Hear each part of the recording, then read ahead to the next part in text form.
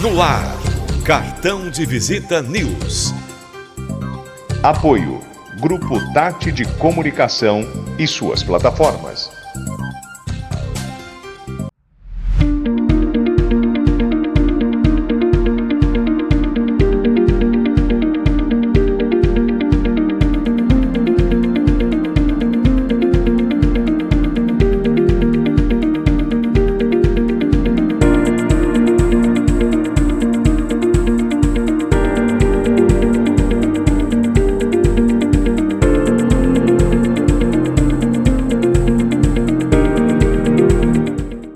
Após o sucesso do Residencial Guaporé 1, a construtora Pereira Alvim apresenta seu mais novo empreendimento em Matão, Residencial Guaporé 2. São lotes a partir de 360 metros quadrados em um residencial fechado, de altíssimo padrão e pagamento facilitado direto com a construtora. Ideal para você investir ou construir a casa dos seus sonhos. Viva com sua família no ponto mais valorizado da cidade. Com conforto, tranquilidade e completa harmonia com a natureza. Plantão de vendas no local. Ligue 0800 942 5151 e saiba mais. Residencial Guaporé 2. Seu bem viver começa aqui. Pereira Alvim. Sonhamos mais, construímos mais. Cartão de Visita News.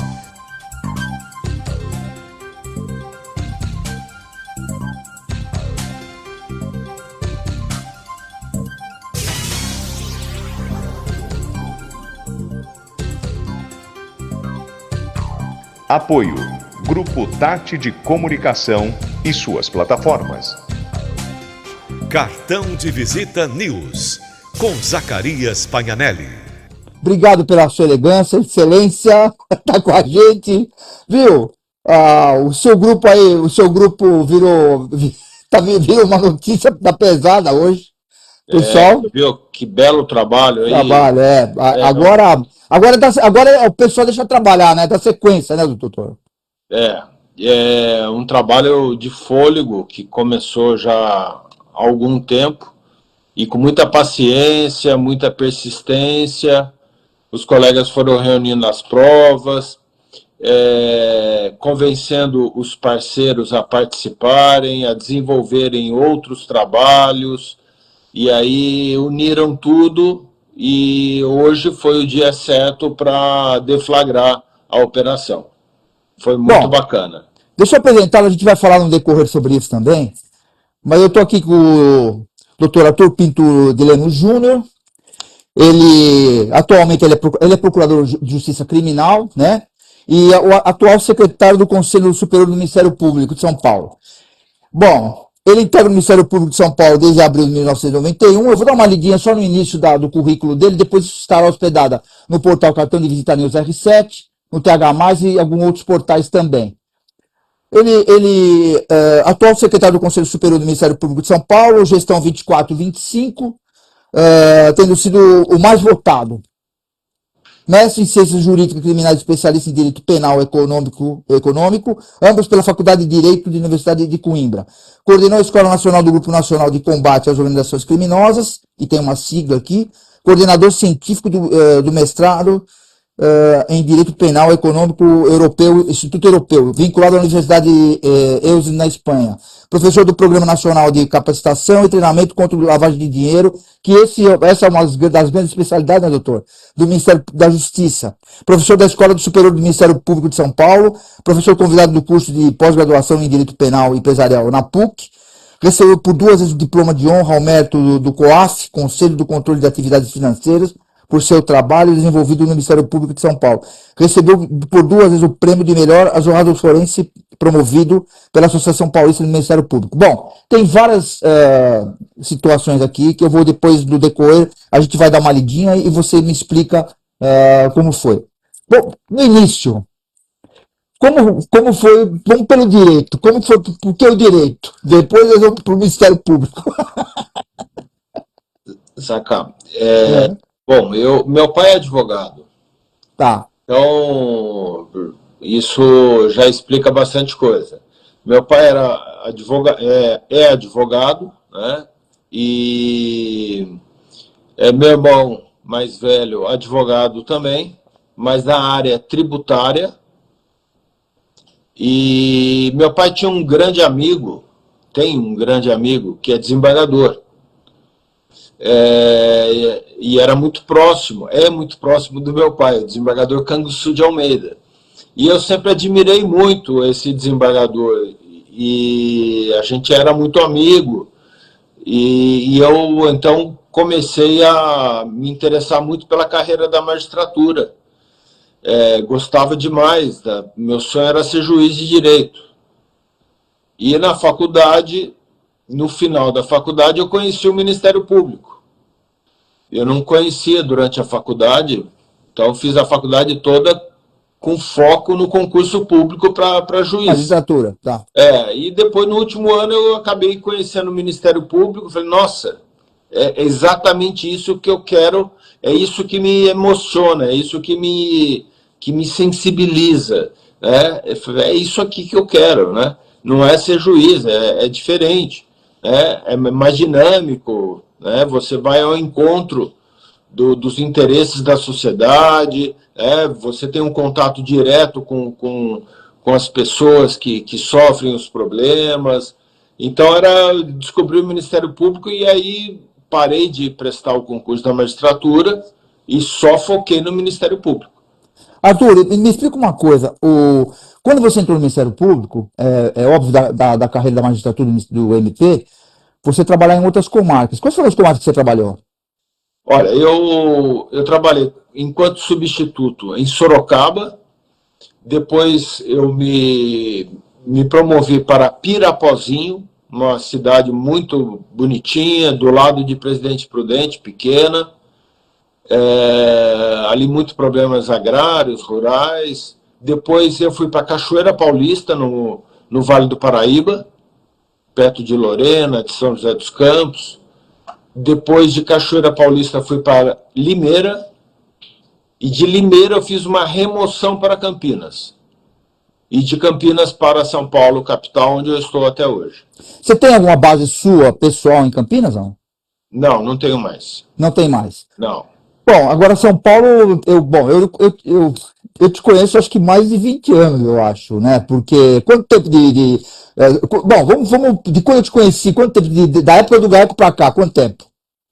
Ali foi em 99, 2000. Por aí. Por aí. Porque naquela época, mudou muito, né? Naquela época tinha aquela coisa do Ministério Público, do xerife, né? Que os caras, tinha uma turma que trabalhava com você lá, que era terrível.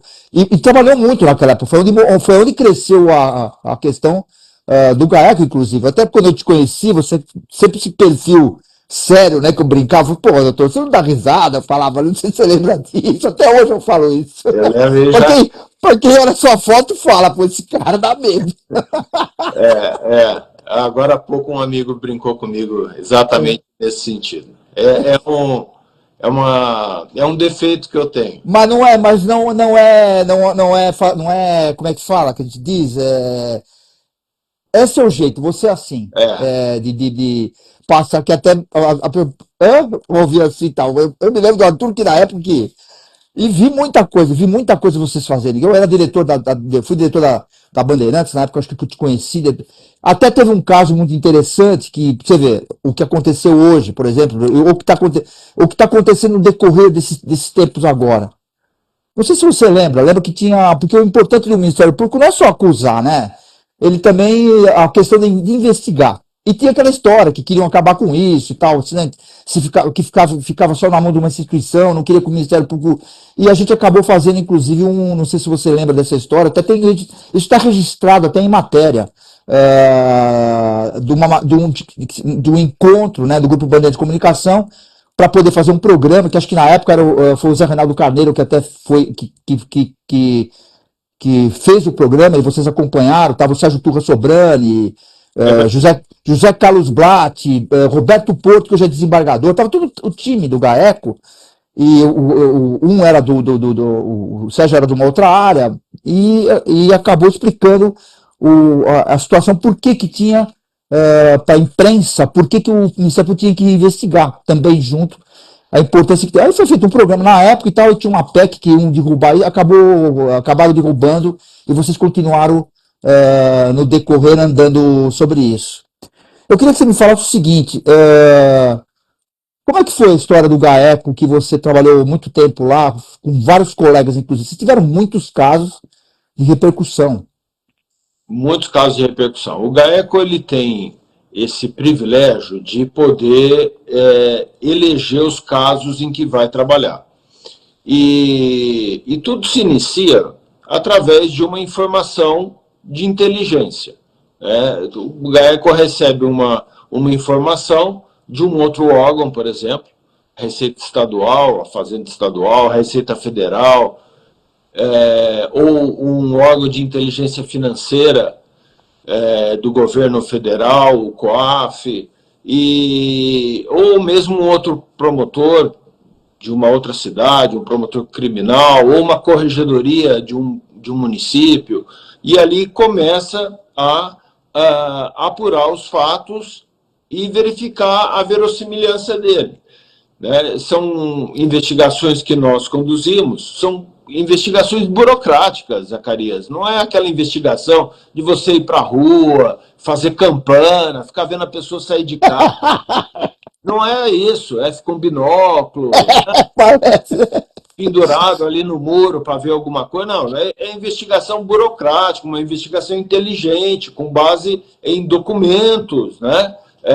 Que vão revelar algum esquema entre pessoas físicas, geralmente pessoas jurídicas envolvidas, tudo sempre as pessoas praticando crimes, usando da mais alta tecnologia disponível para ganhar mais dinheiro. Tudo visando lucro. Então, a pessoa abre um posto de gasolina com dinheiro de procedência ilícita, paga as pessoas para que autorize a abertura do posto de gasolina em nome de testas de ferro, e ali potencializa o lucro. Não basta abrir o posto de gasolina para lavar dinheiro, tem que potencializar o lucro. Então, o que ele faz? Ele usa matéria-prima adulterada, matéria-prima que já vem, que não deveria, produtos químicos que não deveriam estar ali, ou antes de chegar no posto, fazem o batizado da gasolina para potencializar o lucro. Ou tem um esquema na bomba para soltar menos gasolina, menos combustível. Então, são inúmeros esquemas. A pessoa sempre visando o lucro. Não basta lavar o dinheiro. Então, o GAECO ele investiga essas organizações criminosas. Às vezes são organizações criminosas instaladas em comunidades, que é mais caracterizado pela violência, por outras vezes são organizações econômicas criminosas, que se valem de empresas para praticar crimes, e muitos crimes, fraudes à licitação pública, e outras que se valem do organograma de um órgão público para praticar crime. Então, utiliza-se do esquema existente dentro de uma secretaria da Fazenda de um município, a tal da máfia dos fiscais, para extorquir construtoras, contribuintes, para pagar menos imposto. Então, eles têm interesse, e o funcionário público ganha dinheiro.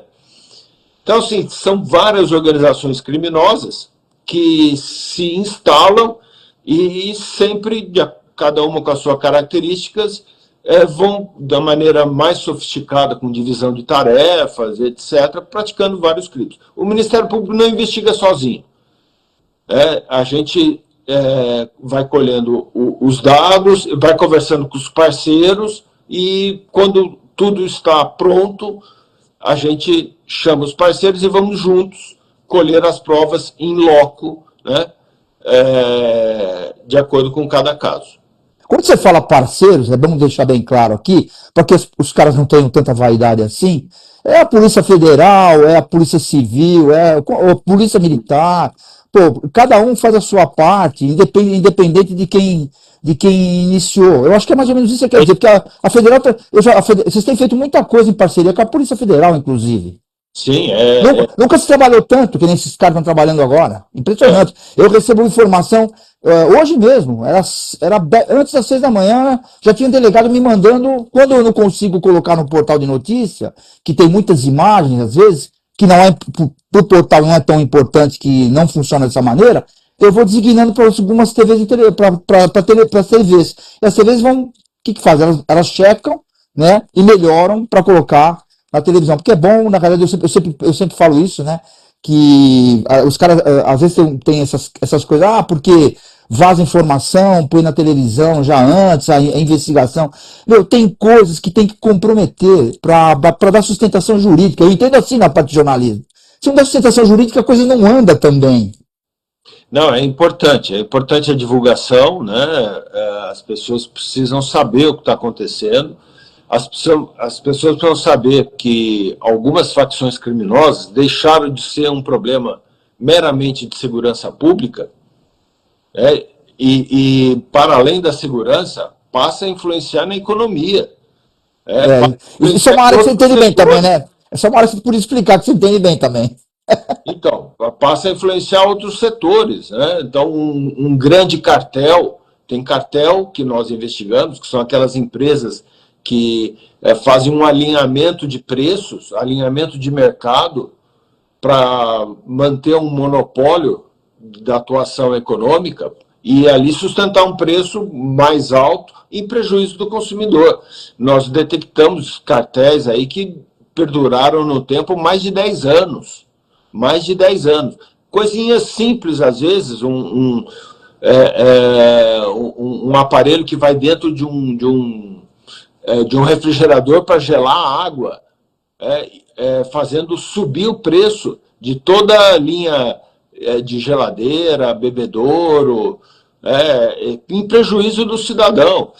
Tem muito esquema, Zaca, muito esquema, e a gente, então, tem essa missão de investigar esses crimes, são crimes considerados e conceituados como organizados, né?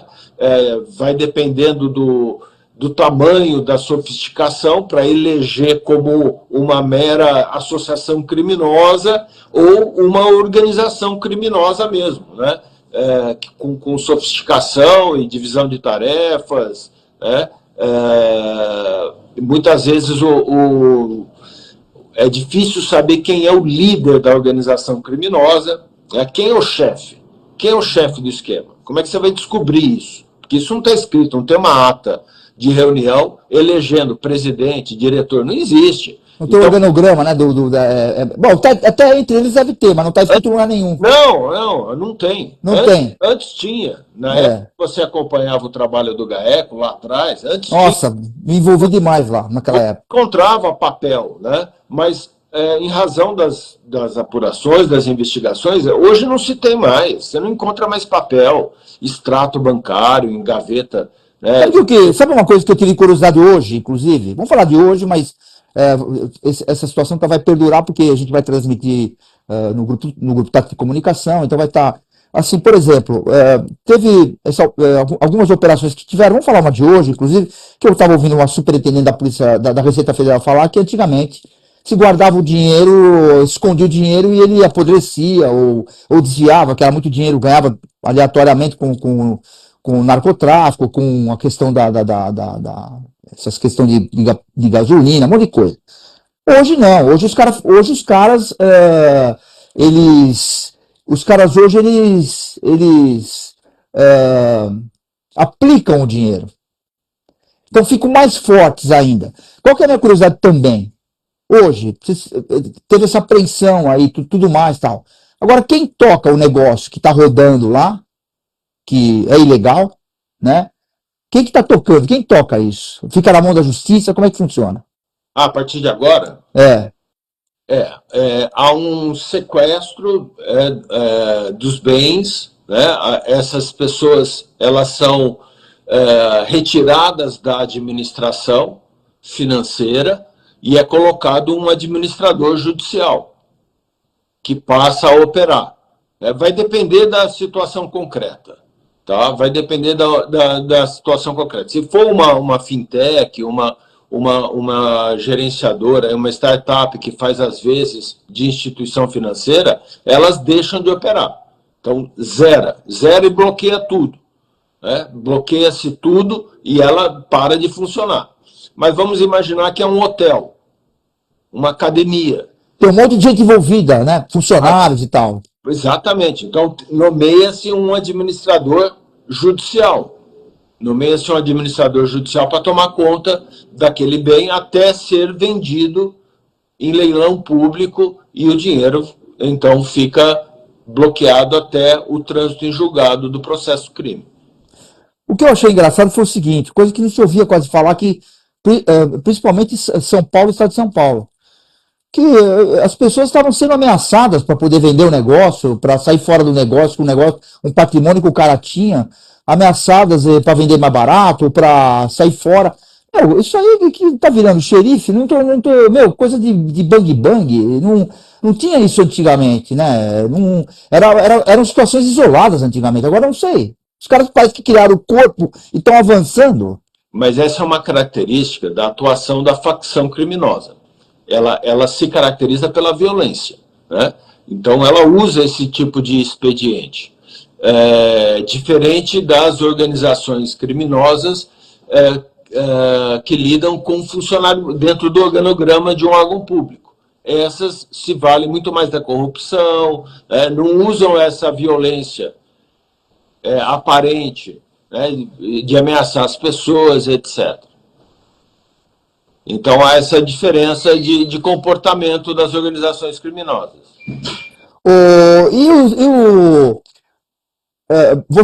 Eu queria que você explicasse um pouquinho como é que é ser secretário do conselho, como é que funciona o conselho, que é onde você está hoje, porque demorou muito tempo, né, para chegar lá. Eu acho que estão galgando cargos e tal, e você tem grandes amigos, o Delto, que é um cara sensacional, que tem andado com você e tal. Eu queria que você explicasse o seguinte, nessas operações que tem os seus pupilos também lá, que estão fazendo o que você já fez, Romanelli, turma toda aí, você se envolve, não, do Conselho Superior? Não. O conselho mas quando você fala com os caras vêm perguntar alguma coisa, os caras estão lá, estão nativos, na operação e tal. Mas antes que eles vão te perguntar alguma coisa da experiência? Não perguntam. Lá só tem craque. Só tem craque. Mas você não pode falar isso, já falaram de você que você é craque. Não, lá só tem craque e eu procuro não me... Se envolver. Não me meter, porque a informação tem que estar compartimentada. Tá. A informação tem que estar fechada. Eu sabia que haveria uma operação, eu já tinha conversado com eles já tinham dito que estavam fazendo essa investigação, que era muito importante, havia toda uma ansiedade, uma expectativa. Eu estava acompanhando, estava sabendo, mas a gente não aprofunda para que a informação fique fechada só com quem está fazendo a investigação mesmo, né? Então, lá tem um time muito forte. O Conselho Superior é o órgão revisor dos inquéritos civis e é o responsável pela movimentação na carreira do Ministério Público. Então, a gente abre os cargos que estão livres para que os promotores possam se promover de uma entrância para outra ou se remover de uma comarca para outra. Então, é isso que o Conselho cuida. Tem também um aspecto funcional que o Conselho zela. Essas são as funções fundamentais do Conselho Superior. Ele é da administração da Justiça, do Ministério Público, da administração superior, e o Conselho Superior está sempre atento às necessidades dos promotores, os bons trabalhos que são feitos, nós levamos para o Conselho Superior para ser apresentado lá para a carreira toda, para todos os promotores, como, por exemplo, foi a operação do GAECO na Cracolândia. né, nós levamos, o Fábio Bechara esteve lá no Conselho fazendo uma apresentação, explicando como foi a reunião de todos os órgãos, parceiros. Se não houver colaboração de todo mundo, não tem como funcionar. Num órgão só. O Mandorinha não faz verão, caramba. Apesar de ter o poder e tudo mais. Sabe o que eu queria que você me contasse? Que foi uma coisa que a Vossa Excelência atuou muito? Você foi promotor de justiça do GEDEC. Eu queria que você falasse um pouco do GEDEC. Como é que funcionou isso? Então, o GEDEC é o Grupo Especial de Delitos Econômicos, que nasceu em 2008. Eu fui um dos primeiros, o Gilberto Leme, hoje desembargador, e a Márcia Monassi, hoje desembargadora, nós fomos os primeiros promotores lá desse grupo. É um grupo de delitos econômicos que foi criado exatamente para combater esse tipo de crime que nós estamos falando aqui. Crime que se pratica valendo-se de empresas, né? E acaba influenciando no sistema econômico, num mercado muitas vezes relevante. Então, o GEDEC ele tem essa expertise de fazer uma investigação, geralmente de frente para trás. A gente conhece o problema através da visibilidade econômica das pessoas, das empresas, e vai tentar descobrir como foi possível aparecer todo aquele poderio financeiro. Então, é um trabalho que a gente costuma dizer de trás para frente. E quanto tempo você atuou nessa área? Eu fiquei ali de 2008, eu fiquei quase 10 anos ali. Arthur, vamos voltar um pouquinho. Quando você era do GAECO, quem que era quem atuava com você? Vamos relembrar. Eu trabalhei no GAECO com o Marcelo Mendrone, tá, com o Blatt, José Carlos Blatt, e o Roberto Porto. Era os três ou tinha mais algum, não? Depois acabou havendo um reforço, né? Veio o Márcio Lauria, veio um promotor substituto, o Enilson, que hoje está em Bauru, um japonesinho, não sei se você se lembra dele. Lembro. A Sandra Heimberg trabalhou conosco também. Depois veio o Éder Segura. Nossa, o Éder eu achei que o Éder fosse o mais velho. Não, o Éder veio depois. Tá. Aí depois veio o Zé Reinaldo. Zé Reinaldo, Carneiro. Aí ficamos. Aí acho que saiu o Blatt, veio o Zé Reinaldo Carneiro. E depois eu acabei saindo para trabalhar exatamente no GEDEC. Você ficou um pouco sumido nessa época, né? Eu acho que trabalha muito nos bastidores, né? Eu fiz um mestrado em Portugal em 2001. Fiz um mestrado em Portugal e fiquei 2 anos afastado estudando. Tecnicamente é importante, é o que eu falo. Os caras não estudam. Hoje a comunicação está muito. O que você acha da comunicação aberta hoje, do jeito que está? A gente checa muita coisa, tem muita coisa que é importante, muita coisa que não se falava, está se falando tal. Eu queria que você entendesse um pouquinho o que vocês enxergam. Se tem alguma coisa também que o Ministério Público acaba aproveitando com essa comunicação aberta. Olha, é importante porque você democratiza a informação, né? Tá. Tudo fica mais rápido, né? Isso é muito bom, né? Tem um lado muito positivo. Então, a nossa conversa aqui, ela está sendo transmitida, um amigo meu lá de Portugal está assistindo, né? Então, assim, tem muita gente assistindo. Tem muita gente assistindo. É sensacional. Eu faço um Pix aqui e rapidamente chega em outro local, né? Sem nenhum custo. Então, assim, a comunicação melhorou muito, né? Mas, veja, isso traz um grande problema, que é um grande desafio, que são, por exemplo, os crimes que são cometidos em joguinhos de internet online. As pessoas obrigam os jovens que estão ali, se eles quiserem subir de categoria no jogo, eles têm que fazer uma mutilação em animais, ou uma automutilação, e assim por diante. A comunicação aberta tem um momento que o bom disso também é que acabam em algum momento mostrando os dentes, né? A exposição. Aliás, muitas operações que o Ministério Público fez começou pela internet, de visualizações fora da realidade.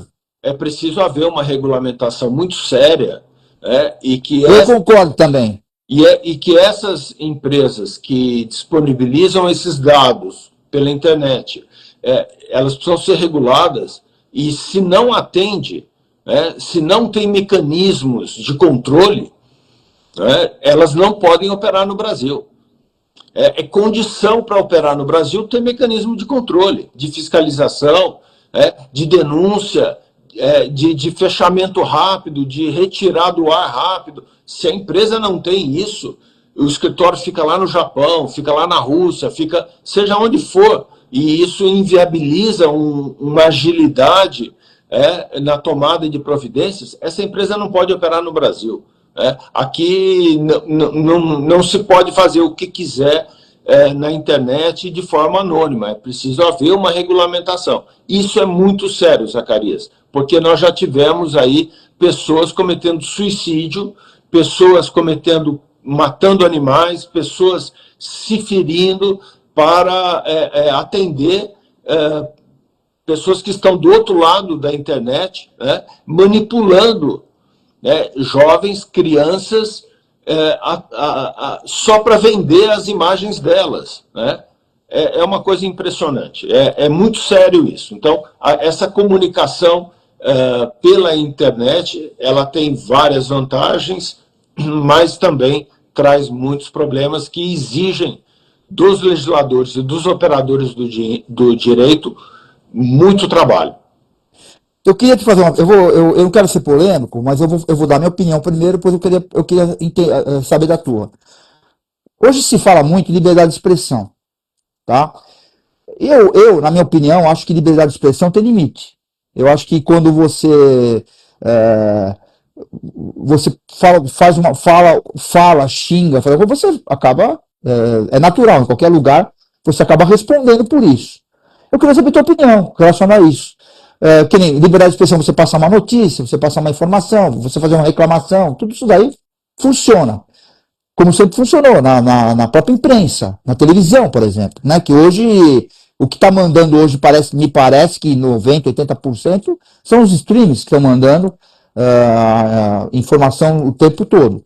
Mas eu queria que você, a sua opinião também, até porque você está no Conselho Superior do Ministério Público, até galgar, muita coisa chega até você, e eu queria saber a tua opinião sobre isso. O que você acha? Eu acho que liberdade de expressão tem limite, tem que ter cautela. Você pode ter a tua liberdade até a hora que você não vai ferir o outro, né? Então, eu queria saber a tua opinião, qual que é. Exatamente essa. Eu acho que a liberdade de expressão ela é muito importante. As pessoas devem ter essa possibilidade de defender o seu ponto de vista, de defender a sua ideologia, mas, na medida em que isso passa a ser ofensivo a alguém, isso ultrapassa o limite. Isso gera uma responsabilidade. Então, isso que é importante. A liberdade de expressão, ela vai até onde ela invade a honra de alguém, o direito de alguém. E se isso acontecer, a liberdade de expressão continua sendo válida, ela continua devendo existir, só que tem que surgir aí uma responsabilidade. Essa pessoa tem que se responsabilizar pelo que ela falou. Então, eu sou sempre a favor da liberdade de expressão, então eu venho aqui e defendo o meu ponto de vista. E isso tem que ser permitido. Minha opinião tem que ser facultada para ser exposta, mas isso gera uma responsabilidade. Então, isso é muito importante que exista, esse controle através do acionamento dos órgãos de controle, do judiciário, para que a gente possa responsabilizar aquele que acabou cometendo um ilícito ao expor a sua opinião. Como polemizou muito nessa situação, então muita gente, então o pessoal não entende muito, fica aquele debate tal, e o pessoal não entende. Eu falo isso toda hora aqui, também a liberdade de expressão tem limite o que se fala. Deixa eu te perguntar uma coisa, você integrou e participou da criação do Fórum de Combate à Corrupção em São Paulo, como é que foi isso? O FOCOSP. Sim, existe a ENCLA, que é a Estratégia Nacional de Combate à Corrupção e à Lavagem de Dinheiro. A ENCLA, que é um órgão nacional, vinculado ao Ministério da Justiça. Falar em Ministério da Justiça, eu entrevistei, você sabe, o Mário Sarrubo, secretário nacional de Segurança Pública. Ele não era da sua turma, mas ele era da mesma época, né? Ou não? É meu chefe, foi meu procurador-geral, maravilhoso. E ele comenta de você na entrevista. Aliás, ele fala de todos, né? Mas de você ele comenta também. Mas continua aí, doutor, continua aí. Parceiro. Foi um grande chefe, um grande procurador-geral que nós tivemos no Ministério Público de São Paulo. De uma elegância que dá medo, Mário. O Mário é um cara de uma humildade que impressionante. É uma potência. É uma pessoa incrível. Então, existe o órgão nacional que cuida do combate à corrupção e à lavagem de dinheiro, e nós criamos aqui no estado de São Paulo um outro foro muito semelhante a esse, mas com atuação apenas no estado de São Paulo. Então, o FOCOSP ele tem essa missão de reunir todos os órgãos responsáveis pelo enfrentamento da corrupção que estão, de alguma forma, envolvidos, Tribunal de Contas do município, Tribunal de Contas do Estado, Controladoria de Prefeitura, Polícia Militar, Polícia Civil, Ministério Público de Contas, Polícia Federal. Então, reunimos todos os órgãos e criamos um foro. Então, todo ano, Zacarias, a gente se reúne e estabelece ações que serão cumpridas no ano seguinte. Então, por exemplo, eu fiz uma sugestão de aprimoramento dos mecanismos de controle da JUSCESP, para que não fossem criadas empresas fantasmas na JUSCESP. Então, a gente se reuniu no FOCOSP para melhorar os mecanismos de controle da JUSCESP para evitar empresa fantasma. Eu evitando empresa fantasma, eu corto uma estratégia do crime organizado. Entendeu? Então, nós vamos criando ações para aprimorar o enfrentamento do grande problema que é a corrupção. Eu tive o prazer de ser um dos fundadores do FOCOSP. Inclusive, o nome FOCOSP foi criado na sala do Fábio Bechara, que na época era assessor do secretário de Segurança, do Dr. Fernando Grella. Eu não sei se você comentou sobre isso, o Conselho Estadual de Segurança Pública do Estado de São Paulo, é isso que a gente estava falando, o PROVITA, que é o Comitê Ministerial de Defesa de Direitos das Vítimas. Qual que é esse que você também atuou? Não, que é o CNMP, o Conselho Nacional do Ministério Público, é isso? O PROVITA é um programa de proteção às vítimas e testemunhas. Funciona? Doutor Arthur, funciona? Funciona. Aliás, na época do GAECO tinha muito isso. Não, funciona, é de primeiro mundo. O PROVITA de São Paulo é um órgão de primeiro mundo. Dá gosto de ver os profissionais que lá trabalham, são assim, trabalham com muito idealismo, gostam do que fazem. Eu conheci a equipe através dos nomes falsos deles, porque eles não deixam conhecer o nome verdadeiro. Agora, é verdade que muda o nome literalmente ou não? Ou só muda. Literalmente? São fases, são períodos. Se a vítima ou a testemunha perdurar lá durante bastante tempo e respeitar todas as regras do programa de proteção, num dado momento vai ser facultado a ela a mudança de nome. Nós tivemos um caso, inclusive ela passou a morar em outro estado da federação, com outro nome. Então, é muito profissional, é muito sério essa proteção, e nós não temos, aqui no estado de São Paulo, nenhum caso de pessoa protegida que tenha sofrido algum tipo de ataque contra a sua pessoa. Isso é muito, muito importante. Deixa eu fazer um comentário aqui, que é importante também para falar que isso também vai estar tudo hospedado no portal Cartão de Visita R7, no TH+, e mais outros portais. Depois o doutor vai receber esse conteúdo. O doutor Arthur Lemos também é autor dos livros Crime Organizado, uma visão dogmática do concurso de pessoas. Porto Alegre, Verbo Jurídico, editora 2012. Crime Organizado, a lei de 12.850 de 2013, São Paulo, editora Verbatim, 2014. Coautor do livro Direito Penal Secundário, com o artigo O Direito Penal Secundário e a Ampliação do Conceito de Autor por meio de sua concepção unitária. Tem muitas autoridades, vamos dizer assim, que principalmente do direito, né, que os seus livros acabam sendo utilizados em faculdade e tal. Bom, eu quero fazer um comentário que a gente fez com o Mário. Se fala tanto, né, em Alexandre de Moraes e tal. O Alexandre de Moraes foi o cara, também foi promotor público na nossa... Eu não sei se ele era da sua época. Era mais novo, não? Ele é mais novo que eu. Era mais novo. Não foi ele que escreveu sobre a Constituição? Sim, ele tem obras que comentam a Constituição Federal.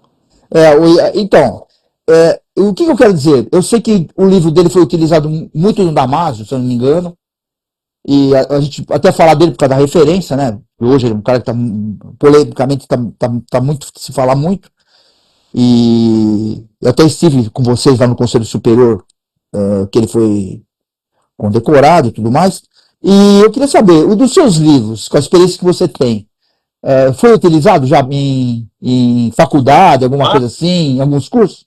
A gente procura exatamente escrever sobre aquilo que a gente trabalha, né?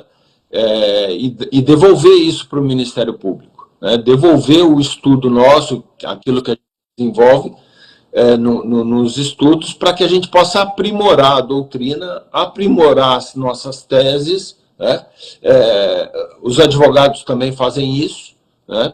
Também tem teses que são muito mais relacionadas com o trabalho do advogado, e nós temos uma tese que é mais voltada aos interesses da sociedade, né? Que é o interesse público, né? Então, nós não podemos ter uma atuação ineficiente em termos de segurança pública. É preciso que ela seja eficiente, mas essa eficiência ela tem que ser ética, ela não pode ser arbitrária, ela não pode violar direitos humanos, ela não pode passar por cima do devido processo legal. Então, você tem que encontrar aí um juízo de ponderação que seja o equilíbrio perfeito para alcançar uma justiça correta.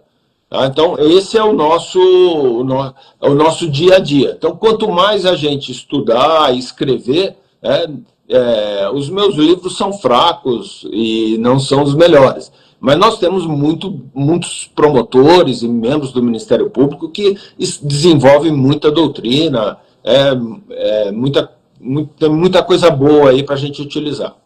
Quando o cara põe isso para fora, que ele escreve, eu acho que o cara, para escrever, até tecnicamente, a profissão se aprofundou em algumas operações que fez e tal, o cara precisa ter vocação para isso, né, doutor? Não tem? Tem que ter vocação. Não é qualquer um, mas nós temos muitos... Não é para se ganhar dinheiro. Eu acho que até curricular também é bom. Não. Curricular eu acho que é bom também. Eu acho que currículo, comprometer, eu acho que eu sempre fui o cara de comprometer as coisas. Tem que comprometer, muita gente não, e também é o seu caso, você não gosta de aparecer muito. Muita gente, não, tal. Mas assim, eu acho que tem que comprometer quando o cara tem um conhecimento técnico que deu certo em alguma coisa que ele fez, e você fundamentar num documento e acaba dando uma sustentação jurídica que vai acabando tua história. É importante isso. Então, o profissional, quando ele estuda, ele ganha um upgrade na profissão, ele passa a trabalhar muito melhor. Essa que é a verdade, né? Você é quando não fez uma especialização, um mestrado, e outro quando faz, né? Você ganha uma sabedoria, você se desenvolve muito mais, né? É outra coisa. Então, vale a pena você parar um período da tua vida e se dedicar aos estudos. Eu nunca parei de estudar.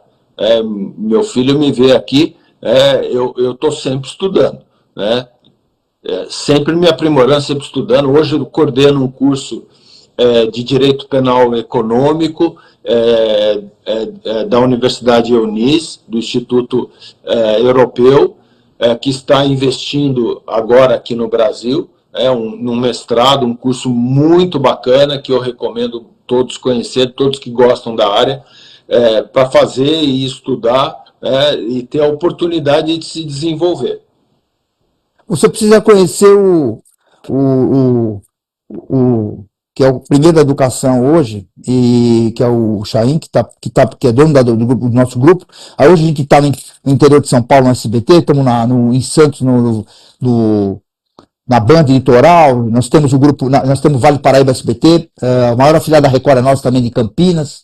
Nós estamos bem, Ribeirão Preto local e região, também tem, estamos bem envolvidos aí com a questão da educação.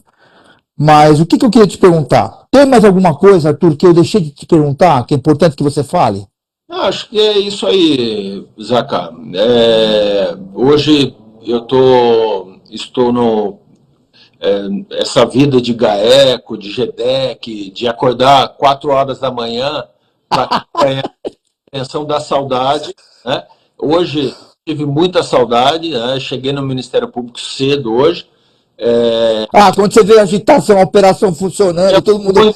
Você sabe que hoje também, quando eu ouvi a notícia, eu também lembrei daquela época. Pô, faz tempo que os caras não dão uma paulada dessa, que eu não lembrava de, né? Tinha muito jornalista na frente do prédio, colegas muito satisfeitos com o resultado. A Receita Federal estava lá, a Secretaria da Fazenda estava lá, a Polícia Militar, delegados de polícia. Então, assim, todo mundo ali... Essa integração é muito importante. Muito contente com o resultado, que foi muito bom e será melhor ainda com o desenvolver aí da investigação. Então, assim, eu tenho muita saudade, né? Mas hoje eu tenho outras missões que eu acho que são muito importantes também para contribuir com o Ministério Público, com o fortalecimento do Ministério Público. O que as pessoas têm que entender é o seguinte: é uma instituição que para ter, que seria um órgão regulador de alguma coisa, e que não está lá para prejudicar ninguém, nenhuma das instituições na realidade. Porque você fala em Ministério Público, os caras já assustam, Ministério Público, né? Porque vem vindo lá de trás, né? Também é uma questão de evolução, né? Veio evoluindo, então essa evolução pagou um preço por isso, né? Pagou um preço. Muita gente achava que era normal o que faziam e não tem eu acho que melhor, tanto que você comentou no início, né? Os caras se organizaram, virou daquela época para cá virou a associação criminosa, quer dizer, quando você fala associação é um monte de gente se especializando pro crime, e vocês têm que ser melhor que ele. E vejam, isso que você está falando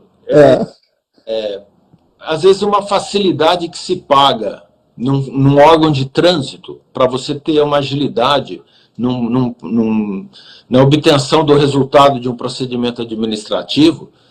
Você acha que isso é normal, né? Não, está tudo certo, eu pagar ali, né?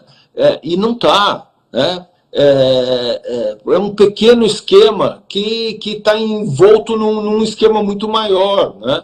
Então, isso acaba sendo incorporado, como você está falando, né? E a gente não pode admitir isso como normal. Está errado. Você só vou trabalhar se eu ganhar um presente, né? Uma vantagem, alguma coisa, e eu fico ali, o funcionário público cantando a pessoa, insinuando, né? Não pode, isso não pode ser incorporado, isso tem que aprender na escola. A escola tem que ensinar isso, a família tem que ensinar isso, Porque aí o profissional, quando se depara com uma situação dessa, né, ele não vai concordar e não vai eleger uma pessoa que tem esse tipo de conduta. Então, tudo melhora. Né? Arthur, tem uma coisa que eu aprendi, o seguinte, às vezes a gente até peca por isso, eu mesmo já aconteceu comigo várias vezes, de você falar, chegar a falar, Arthur, eu não gosto de você por causa disso, disso, daquilo. Num primeiro momento, você vai falar, puta, eu não gosto desse cara, esse cara vem aqui falar pra mim e tal. Se você for um cara que tiver um certo discernimento, você começa a pensar, fala, pô, mas o cara veio aqui e falou a verdade, ele tá querendo ser meu amigo, ele não tá querendo ser meu inimigo. E eu acho que é por aí que tem que ser as coisas. Você é um cara assim, porque eu te conheço há muitos anos, entendeu? Então, às vezes até ficava meio, pô, será que eu falo do doutor Arthur? Não falo, que a gente chegava lá, será que eu falo? Não falo, mas assim, mas depois você mostrava os dentes, você fala, pô, tá dando risada. Tem dente, dá risada. Então, assim, e a gente acaba criando inimigo, até por causa disso e tal, mas eu acho que, assim, a confiança vem nesse sentido, quando você fala uma coisa real e outra, você falou uma coisa interessante. Os pais educam, as escolas também têm que ajudar nisso, mas os pais também têm que ter uma grande participação nessa cultura que espero que um dia acabe, né? De ser a questão de corrupção e de sempre ter alguma coisa em troco. Bom, vamos lá. Eu vou te fazer a última pergunta e vou encerrar literalmente. Aliás, eu tinha uma pergunta para te fazer, mas a gente está sem tempo agora como resumir. Vamos ver se você consegue responder uma pergunta. Como a gente pode resumir sua carreira em termos de temas de dedicação ao Ministério Público? Olha, minha carreira, acho que 80% dela foi dedicada ao enfrentamento de grupos criminosos organizados. Né? Mesmo quando eu estava em Campinas, eu procurava sempre instaurar procedimentos para apurar algumas situações que eu via que era muito importante e que eu não via a Polícia Civil fazendo, eu mesmo instaurava um procedimento para apurar esses fatos. Quando eu estava em Limeira, eu combatia muito o desvio de dinheiro público. Né? Em razão disso, fui ameaçado várias vezes pelo prefeito da cidade, né? que me xingava, ia na rádio, ia na televisão, me xingava, me humilhava, falando que eu era novinho. Então, eu sempre me preocupei com a corrupção, com a lavagem de dinheiro, com o crime valer a pena. Né? A pessoa ficar com o lucro do crime. Isso sempre foi uma preocupação minha. Então, minha carreira sempre foi preocupada em ser eficiente, em não fazer por fazer, não ser um mero funcionário público, mas fazer a diferença onde eu estava trabalhando. Mas também trabalhei na área da infância, trabalhei no cível, trabalhei na família, atendi muitas pessoas, atendi público, sempre de porta aberta, minha porta nunca esteve fechada, eu sempre trabalhei de porta aberta, exatamente, é um símbolo, né? Para as pessoas poderem ir lá falar com o promotor. Então, eu sempre trabalhei em várias frentes, mas a grande maioria sempre foi voltado aí no combate à criminalidade complexa, vamos chamar assim. Né? Bom, doutor Arthur, obrigado pela sua elegância, estar comigo aqui. Nós estamos pelo Grupo Tato de Comunicação e está hospedado tudo no portal Cartão de Visita News R7, no TH+, e mais alguns outros portais. Tomar seu tempo, que é precioso, eu sei disso. Eu gostaria de mandar um abraço para o seu colega que ele demonstra que gosta muito de você, que é o Delto Pastore, que vocês têm viajado muito, aí feito um bom trabalho no Ministério Público. Ele é uma moça, muito gente boa. Um cara que eu conheci também, que é garoto, você tem contato, que eu comentei aqui, o Romanelli, que está na inteligência hoje. Puta, sensacional. Excelente, admiro demais. Do nada ficamos amigos também, assim, profissionalmente. Eu acho que tem que ter essa relação de cumplicidade. Mora na tua cidade. Ribeirão Preto, uma liderança que nós temos, o Romanelli, o homem da nossa inteligência. Aliás, o Romanelli é bem parecido com o Roberto Porto, não é não? Mesmo estilo. E o Delton é o nosso é minha inspiração de conhecimento jurídico, sabe tudo. Ponderado que nem ponderado até o... Demais, uma demais. coisa... Então, ele fala sempre de você, é um cara... Ele tem um conhecimento jurídico invejável, né? Uma sabedoria, uma calma para lidar com os problemas. É muito bom tê-lo lá, uma segurança jurídica muito grande em ter no Conselho Superior. Eu quero registrar uma coisa aqui, que eu falo sempre isso, porque ficou na história. Tinha um promotor que era... Não sei se convivia com você, mas a mulher dele é procuradora, a ex-mulher, a Valéria, que era o Paulo Piva, que faleceu. E o Paulo Piva, quando me conhecia, que estava na primeira instância, ele falava assim: Zacarias, você que é um cara que está acostumado a lidar com o nosso pessoal, você tem que conhecer o Delto Pastore. Ele sempre batia nessa tecla. Até um dia que eu conheci, foi muito engraçado, depois eu vou te contar pessoalmente como é que foi essa história. Então, assim, é um cara que fala de você, pô, Arthur, toda hora ele comenta e tal, e a gente tem que registrar isso vai estar no YouTube, num monte de lugar. É importante a gente falar sobre isso. Eu vou te fazer a última pergunta e vou encerrar literalmente. Pode falar. Eu conheço essa história aí, do Piva fazer questão que o Delton te conhecesse. Eu já sabia disso.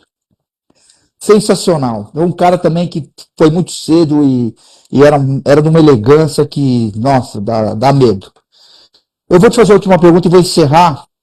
E eu quero agradecer de novo você, Arthur, porque você é um cara que sempre ficou na linha de frente. É um cara que eu sei que você é um cara que não dá muita, não é importância, mas você primeiro vê quem é a pessoa para se aproximar. Não é qualquer um que fica do seu lado, até porque você é um cara bem comedido com as coisas. Eu quero te agradecer por isso também. E eu queria saber para quem que o Arthur Lemos entrega o cartão de visita. Bom, para muita gente, né? Mas eu acho que vou aproveitar a oportunidade aqui que nós falamos do Delton, né? Que vem trabalhando comigo no Conselho Superior, né? Há praticamente 2 anos, vamos completar 2 anos em dezembro. Então, é um grande parceiro, um amigo, né? E eu entregaria para ele, para homenageá-lo, de ser um bom colega, um bom parceiro, um grande amigo, no Conselho Superior. Trabalhamos juntos, ele também é conselheiro, ele veio por cima, indicado pelo órgão especial, eu vim eleito pela classe dos promotores de primeira instância, né? Então, a gente acabou se reencontrando, porque já tínhamos trabalhado antes. Entregaria para ele comenta isso mesmo, que vocês trabalharam juntos antes. Toda hora ele fala isso. Você sabe que nós trabalhamos juntos, cara? Ele fala isso. Eu entregaria para ele e também, assim, deixo aqui um forte abraço para o Marcelo Mendrone, que é um amigo querido, que está aí precisando de muita força, muita energia. Eu admiro muito ele. Para superar problemas pessoais. Assim, o Ministério Público deve muito ao Marcelo Mendrone, porque ele foi um dos primeiros a falar em força-tarefa, foi o primeiro a desenhar os organogramas de crime organizado. Então, faço também uma homenagem aqui ao Mendrone. Arthur, sinta-se abraçado, viu? Foi bom ter falado com você. Eu vou lá te visitar no Ministério Público, pode ficar tranquilo. Tá bom? E obrigado pela sua elegância e ter passado essa comunicação e deixado registrado aqui no cartão de visita, como sempre. Muito obrigado, viu? Obrigado pela oportunidade, Zacarias. Eu que agradeço. E a você. Você também. Tchau, Arthur. Obrigado, viu?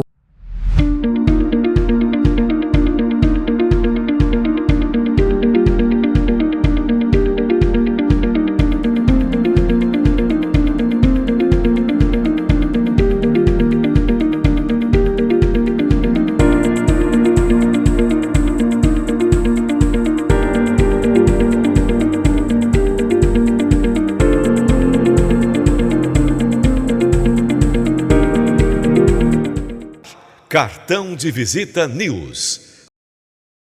Apoio Grupo Tati de Comunicação e suas plataformas.